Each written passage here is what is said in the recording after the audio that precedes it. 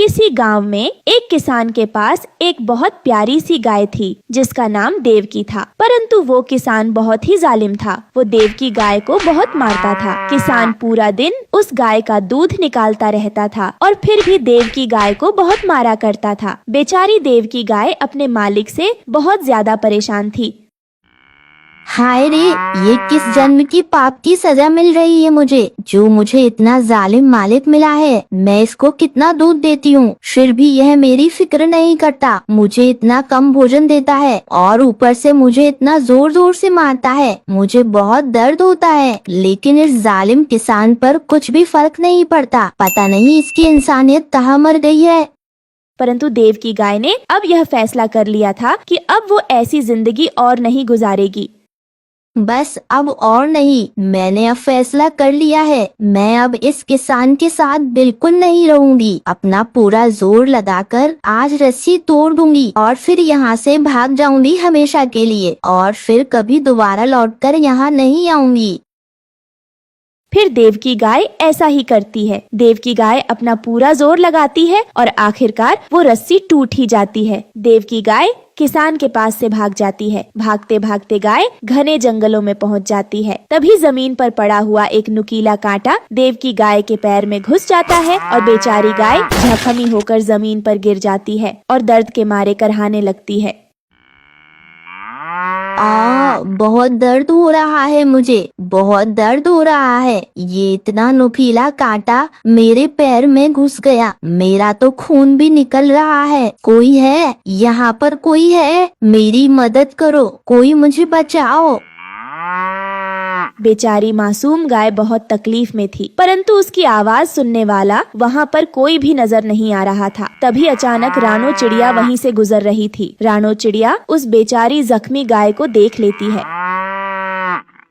अरे बाप रे, ये इस बेचारी गाय को आखिर क्या हुआ है? इसका इतना खून क्यों निकल रहा है? लगता है ये जख्मी हो गई है। मुझे इसकी अभी मदद करनी चाहिए।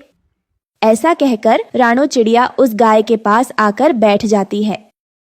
चिड़िया, मेरी मदद करो, मेरे पैर में बहुत दर्द हो रहा है। एक नुकीला कांटा मेरे पैर में घुस गया है, जिसकी वजह से मेरा खून बह रहा है। मेरी मदद करो चिड़िया, मेरी मदद करो।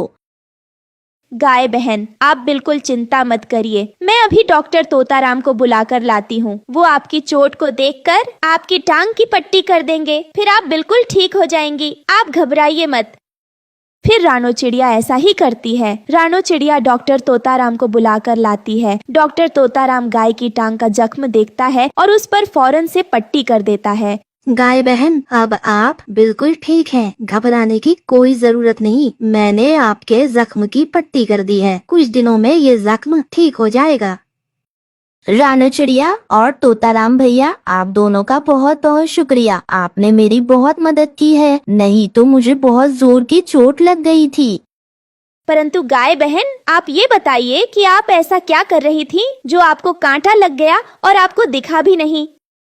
रानो चिड़िया, मेरा मालिक एक किसान है, परंतु वो किसान बहुत जालिम है। वो दिन भर मेरा दूध निकालता है और मुझे खाने को भी कुछ भी नहीं देता और उल्टा मुझे मारता भी है। इसलिए मैंने सोचा कि उसको छोड़कर मैं जंगल में भाग जाऊंगी। जब मैं भाग रही थी तो ना जाने कहां से ये कांटा मेरे पैर में घुस गया और मैं जख्मी हो गई। वो तो आज आप सही समय पर आ गई।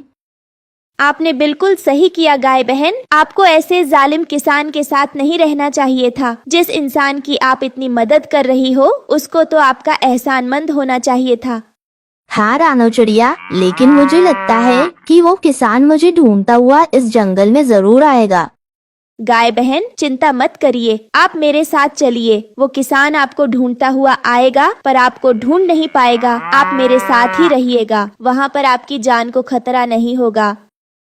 फिर देवकी गाय रानो चिड़िया के साथ उसके घर चली जाती है और रानो चिड़िया के आम पेड़ के नीचे ही रहने लगती है। ऐसे ही काफी दिन गुजर जाते हैं। अब रानो चिड़िया देवकी गाय का दूध जंगल के पक्षियों को बेचती थी। इस तरह वो अच्छे पैसे कमाने लगती है। वहीं कालू कौवा दूर पेड़ पर बैठा ये सब देख लेता है और रानो चिड़िया से जलने लगता है। अरे वाह, इस रानो चिड़िया की तो इस गाय से बड़ी अच्छी दोस्ती हो गई है। हमेशा ये दोनों साथ ही नजर आती हैं। रानो चिड़िया बहुत चालाक है, हमेशा सबको अपना दोस्त बनाकर उनसे फायदा उठाती है, पर ज्यादा दिन नहीं। मैं इस रानो चिड़िया की ये खुशी जल्द ही छीन लूंगा। वही दूसरी तरफ वो किसान अपनी गाय को जंगल में हर जगह ढूंढ रहा था, लेकिन किसान को अपनी गाय कहीं नहीं मिल रही थी।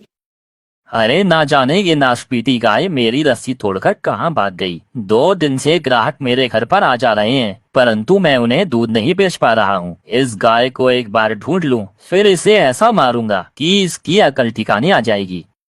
तभी उस किसान को वो कालू कौवा मिलता है। अरे सुनो कौवे, तुमने क्या मेरी गाय को यहाँ आसपास देखा है? वो सफेद और काले रंग की है। मैं उसे कब से ढूंढ रहा हूँ, मगर कितने दिन हो गए, पर वो मुझे मिली ही नहीं। उसकी वजह से मेरा बहुत नुकसान हो रहा है। अच्छा, वो सफेद और काले रंग वाली गाय? हाँ हाँ, मैंने देखा है। मुझे पता है तुम्हारी गाय कहाँ है।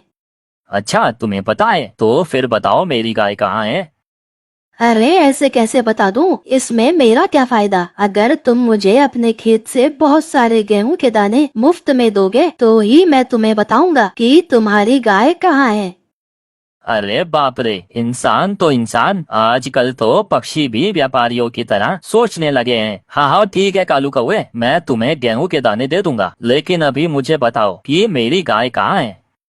अच्छा ठीक है, इस जंगल में एक रानो चिड़िया रहती है, उस बड़े आम के पेड़ के नीचे। तुम वहीं जाना, तुम्हारी गाय वहीं रह रही है उसके साथ। तभी डॉक्टर तोताराम कालू कौवे और किसान की सारी बातें सुन रहा था। वो उस किसान से पहले उड़ता हुआ रानो चिड़िया तक पहुंच जाता है और रानो चिड़िया को सारी बात बता देता है। रानो बहन, देव की गाय, जल्दी चलो यहाँ से, नहीं तो आपका मालिक किसान आता ही होगा। वो आपको पकड़कर ले जाएगा और फिर आपको बहुत मारेगा। मैंने अभी उसे कालू कौवे से बात करते हुए देखा है। आपके पास समय बहुत कम है। हाँ हाँ राना चिड़िया, मुझे उस किसान के पास नहीं जाना, मुझे तुम्हारे साथ ही रहना है। तुम मुझे उस जालिम किसान से बचा लो। देव की गाय, तुम घबराओ नहीं, चलो जल्दी से यहाँ से कहीं और चलते हैं, इससे पहले को वो किसान यहाँ पर आ जाए। फिर क्या था, रानो चिड़िया और देव की गाय वहां से फौरन निकल जाते हैं। कुछ समय में जब किसान पूरे जंगल में आम का पेड़ ढूंढता हुआ वहां पर पहुंचता है तो ना उसे वहां रानो चिड़िया मिलती है और ना ही उसकी देव की गाय। किसान को अब कालू कौवे पर बहुत गुस्सा आता है। अरे मूर्ख पक्षी, मुझे बेवकूफ बनाया, एक इंसान को बेवकूफ बनाया, उल्टा मुझसे गेहूं के दाने भी मांग रहा था, मुझसे झूठ बोला। अब देखो मैं इस कालू कौवे के साथ क्या करता हूँ। फिर वो किसान गुस्से में कालू कौवे के पास पहुंचता है। अरे क्या हुआ किसान भाई, मिल गई ना तुम्हारी गाय? अब चलो, मुझे गेहूं के दाने दे दो। हाँ हाँ मेरे दोस्त, तुम्हारी वजह से ही तो मुझे मेरी गाय मिली है। चलो मेरे साथ, मैं तुम्हें गेहूं के दाने देता हूँ। फिर कालू कौवा किसान के साथ साथ उसके घर की तरफ जा रहा होता है, परंतु घर पहुंचते ही किसान कालू कौवे को एक पिंजरे में बंद कर देता है। आया भला मुझसे गेहूं के दाने लेने वाला कौवा, एक तो मुझसे झूठ बोला, ऊपर से गेहूं के दाने भी मांग रहा है। अब जिंदगी भर तू इस पिंजरे में कैद रहेगा। तेरी मुझसे झूठ बोलने की यही सजा है। कालू कौवे को अपनी लालच की सजा मिल चुकी थी और अब वहीं देव की गाय रानो चिड़िया के साथ हंसी खुशी रहने लगती है।